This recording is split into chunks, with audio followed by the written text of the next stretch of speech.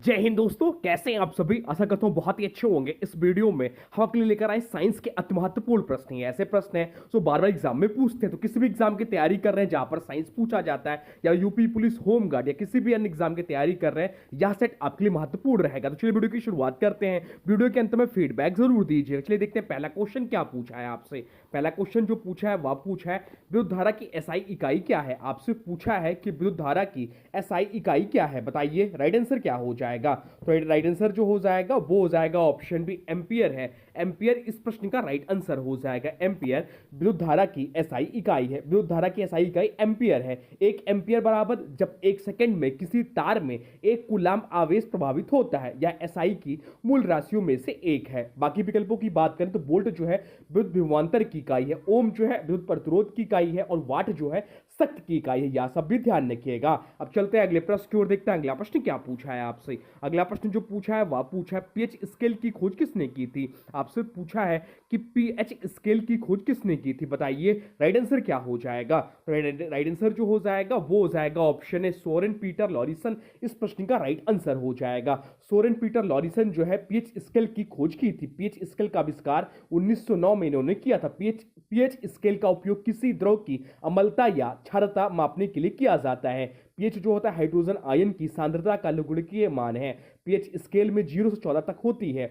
7 अगर है तो न्यूट्रल है, 7 से कम है तो अम्लीय होगा, और 7 से अधिक जो है तो क्षारीय घोल होगा। अब चलते हैं अगले प्रश्न की ओर, देखते हैं अगला प्रश्न क्या पूछा है आपसे। अगला प्रश्न जो पूछा है वह पूछा है परमाणु में प्रोटॉन की खोज किसने की थी। आपसे पूछा है कि परमाणु में प्रोटॉन की खोज किसने की थी, बताइए राइट आंसर क्या हो जाएगा। राइट आंसर कमेंट बॉक्स में लिख दीजिए। राइट आंसर हो जाएगा ऑप्शन बी, रदरफोर्ड। रदरफोर्ड इस प्रश्न का राइट आंसर हो जाएगा। एनएस रदरफोर्ड ने स्वर्ण प्रयोग करते समय धनावेशित कण खोजे, जिन्हें आगे प्रोटॉन नाम दिया गया। उन्होंने पाया कि परमाणु के नाभिक में धनावेशित कण मौजूद होते हैं। यह खोज परमाणु मॉडल को समझने की दिशा में महत्वपूर्ण मील का पत्थर था।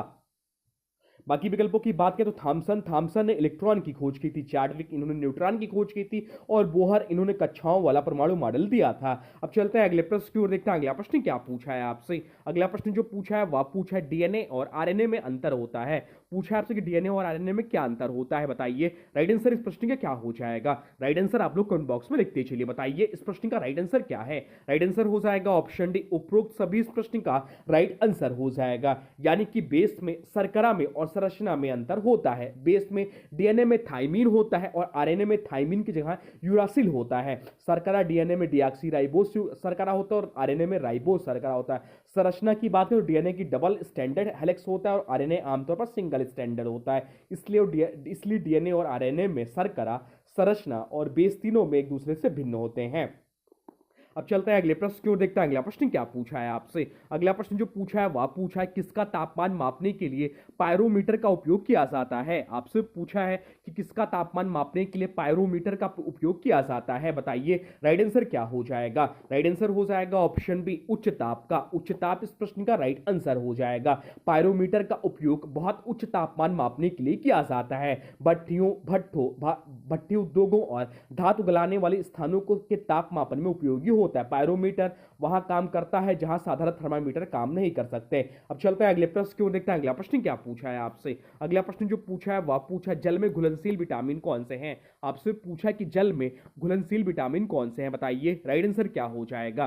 तो राइट आंसर जो हो जाएगा वो हो जाएगा ऑप्शन सी। ऑप्शन सी इस प्रश्न का राइट आंसर हो जाएगा। विटामिन बी और विटामिन सी जो है जल में घुलनशील विटामिन है। जल में घुलनशील विटामिन वे हैं जो पानी में घुल जाते हैं और शरीर में संग्रहित नहीं होते। ये विटामिन है विटामिन बी कॉम्प्लेक्स, जिसमें कि होते हैं आपके B1, B2, B3, B5, B6, B7, B9, B12 और विटामिन सी। इनकी कमी जल्दी हो जाती है क्योंकि शरीर में स्टोर नहीं होते, इसलिए नियमित आहार जरूरी है। विटामिन ए, डी, ई, के वसा में घुलनशील होते हैं। अब चलते हैं अगले प्रश्न की ओर, देखते हैं अगला प्रश्न क्या पूछा है आपसे। अगला प्रश्न जो पूछा है वह पूछा है डीएनए की पूर्ण रूप है।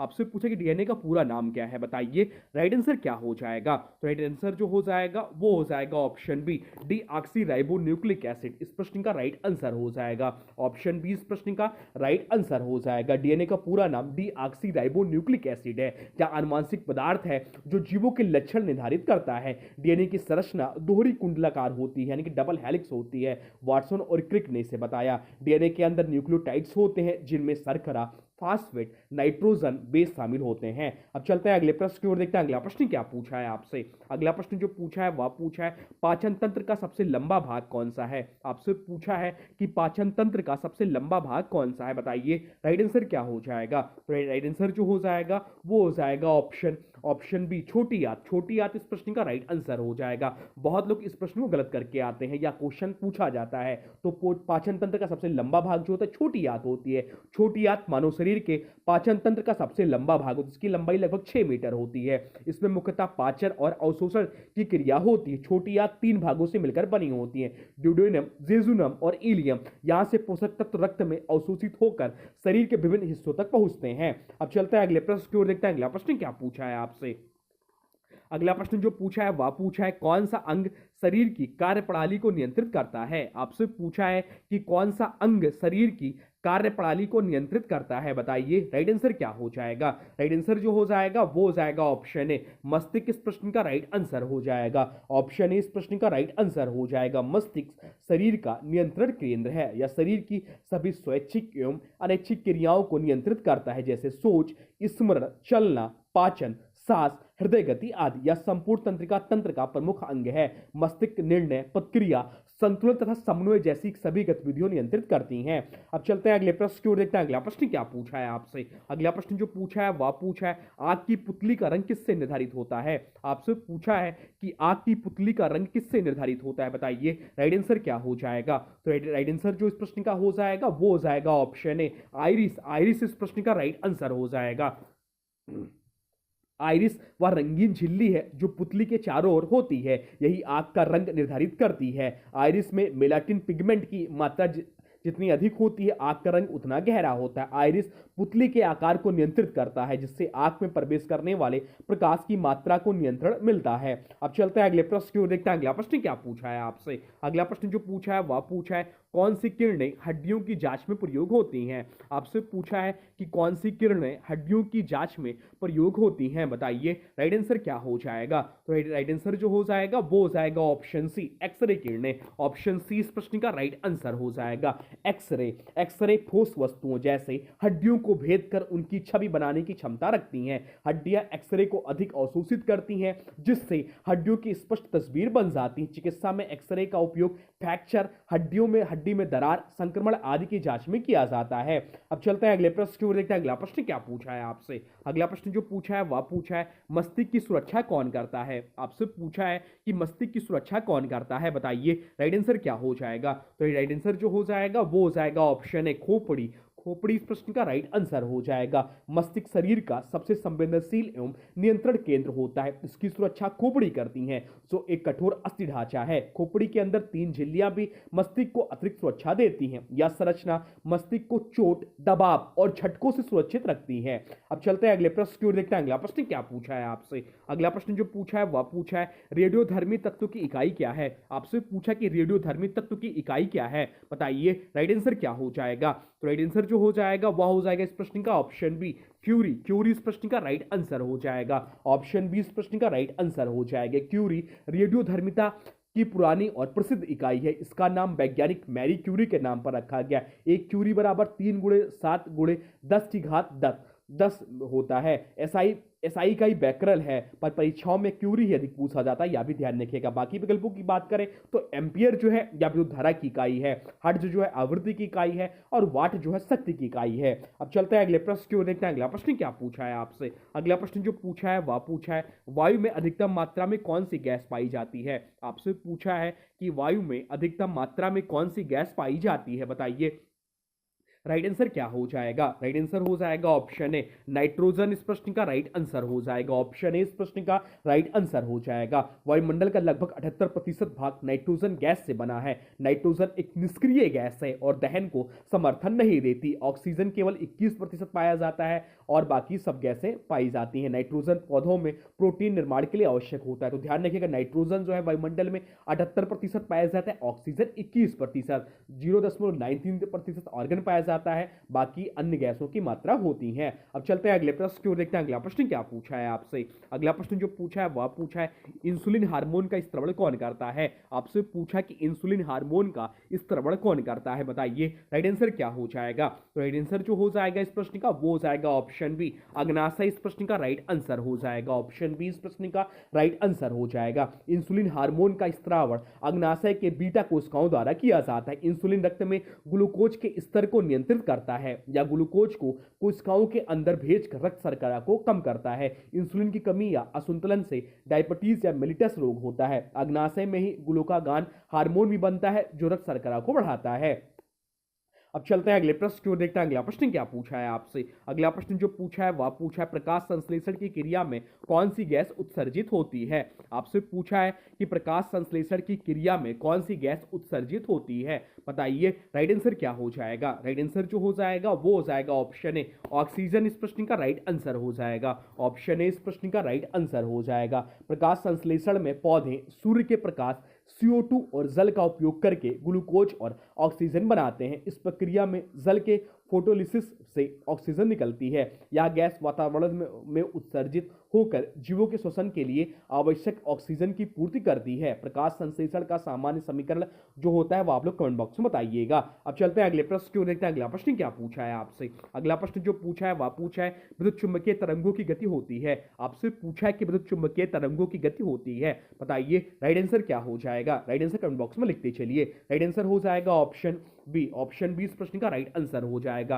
प्रकाश के समान इस प्रश्न का राइट आंसर हो जाएगा। 3 × 10⁸ मीटर पर सेकंड विद्युत चुम्बकीय तरंगे जैसे प्रकाश, रेडियो वेव, एक्सरे, गामा किरणें सभी वैक्यूम में प्रकाश की गति से चलती हैं। इनकी गति जो होती है 3 × 10⁸ मीटर पर सेकंड होती है। यह तरंगे माध्यम पर निर्भर नहीं करती और निर्वात में भी चल सकती हैं, जबकि ध्वनि निर्वात में नहीं चलती। ध्वनि में गति लगभग 340 मीटर पर सेकंड है, प्रकाश की तुलना में बहुत कम। अब चलते हैं अगले प्रश्न की ओर, देखते हैं अगला प्रश्न क्या पूछा है आपसे। अगला प्रश्न जो पूछा है वह पूछा है न्यूटन का तीसरा नियम क्या है। आपसे पूछा है कि न्यूटन का तीसरा नियम क्या है, बताइए राइट आंसर क्या हो जाएगा। राइट आंसर जो हो जाएगा वो हो जाएगा ऑप्शन ए, प्रत्येक क्रिया के बराबर और विपरीत पद क्रिया होती है न्यूटन का तीसरा नियम है। न्यूटन के तीसरे नियम के अनुसार हर क्रिया के लिए बराबर और विपरीत पद क्रिया होती है। यह नियम वस्तुओं के बीच परस्पर बलों को दर्शाता है।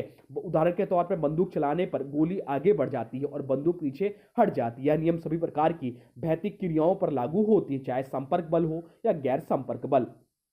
अब चलते हैं अगले प्रश्न की ओर, देखते हैं अगला प्रश्न क्या पूछा है आपसे। अगला प्रश्न जो पूछा है वह पूछा है जीन की इकाई होती है। आपसे पूछा कि जीन की इकाई क्या होती है, बताइए राइट आंसर क्या हो जाएगा। तो राइट आंसर जो हो जाएगा इस प्रश्न का वो हो जाएगा ऑप्शन ए, डीएनए होता है। डीएनए इस प्रश्न का राइट आंसर हो जाएगा। जीन वास्तव में डीएनए की एक विशिष्ट खंड होती है या किसी विशेष लक्षण को नियंत्रित करने वाली विरासत की मूल इकाई है। डीएनए की संरचना में मौजूद न्यूक्लियोटाइड्स के क्रम से जीन का कार्य निर्धारित होता है। अब चलते हैं अगले प्रश्न की ओर, देखते हैं अगला प्रश्न क्या पूछा है आपसे। अगला प्रश्न जो पूछा है वह आज का अंतिम प्रश्न है। आपसे पूछा किस गैस का उपयोग फलों को पकाने में किया जाता है। आपसे पूछा है किस गैस का उपयोग फलों को पकाने में किया जाता है, बताइए राइट आंसर क्या हो जाएगा। राइट आंसर हो जाएगा ऑप्शन एथिलीन। एथिलीन इस प्रश्न का राइट आंसर हो जाएगा। ऑप्शन ए इस प्रश्न का राइट आंसर हो जाएगा। एथिलीन एक पौध हार्मोन है जो फलों के पकने की प्रक्रिया को तेज करता है। इससे रिपेनिंग हार्मोन्स कहा जाता है। या केले, आम, पपीता आदि फलों में पकने की गति बढ़ाता है। बाजार में एप्थोलॉन जैसे रसायनों का छिड़काव करके भी एथिलीन उत्पन्न की जाती हैं। तो ये रहे आपके टॉप 20 क्वेश्चन जो आपके आने वाले अपकमिंग एग्जाम के लिए जहां पर भी साइंस पूछा जाता है बहुत ज़्यादा इंपॉर्टेंट रहेगा। यहां से आपको क्वेश्चन देखने को जरूर मिलेंगे। आप लोग बताइए कि 20 में से आपके कितने क्वेश्चन सही हैं। अब आज के वीडियो से प्रश्न है, इसका राइट आंसर आप लोग को बताना है। आज के वीडियो से प्रश्न है कि डीएनए की पूर्ण रूप क्या है। आपसे पूछा कि डीएनए का पूरा नाम क्या है। इसके बारे में जो भी कुछ जानते हैं कमेंट बॉक्स में लिख दीजिए और वीडियो कैसा लगा इसके बारे में जरूर लिखिए। कोई सुझाव हो या कुछ भी आपको जानना है तो कमेंट बॉक्स में जरूर लिखिए, आपका रिप्लाई जरूर किया जाएगा। तो चलिए मिलते हैं एक नए वीडियो में, तब तक के लिए thanks for watching railway exam target. For more update please subscribe railway exam target channel को। जय हिंद, वंदे मातरम।